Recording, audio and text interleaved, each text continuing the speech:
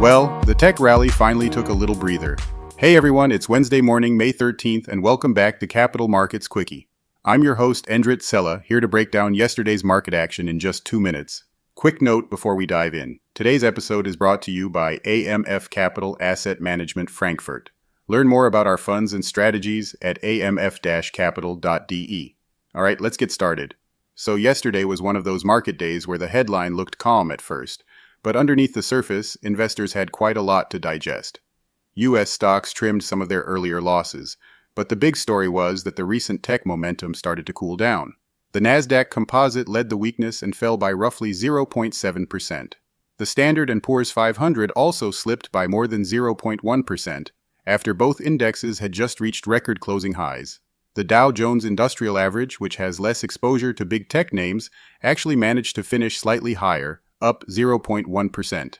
Now the main focus was inflation. The April Consumer Price Index came in hotter than expected, especially when looking at core inflation. Headline inflation rose to 3.8% year over year, which was the biggest increase since May 2023. And the reason investors are paying so much attention is pretty clear.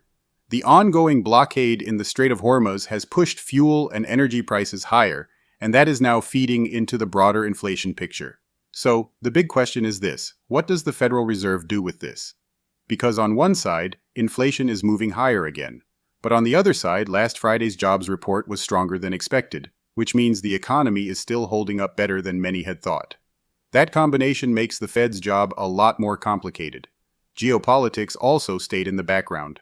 President Trump is now heading to China, where he is expected to meet President Xi Jinping. Trade and artificial intelligence are likely to be the big topics. And several major executives, including Elon Musk from Tesla and Tim Cook from Apple, are expected to join the trip. Meanwhile, tensions between the US and Iran kept markets nervous. Trump said the ceasefire agreement is on massive life support, and investors clearly do not like that kind of uncertainty. Oil prices reacted as you would expect.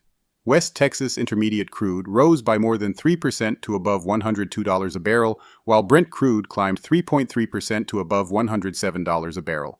So, bottom line, tech cooled, inflation heated up, oil kept rising, and geopolitics stayed front and center.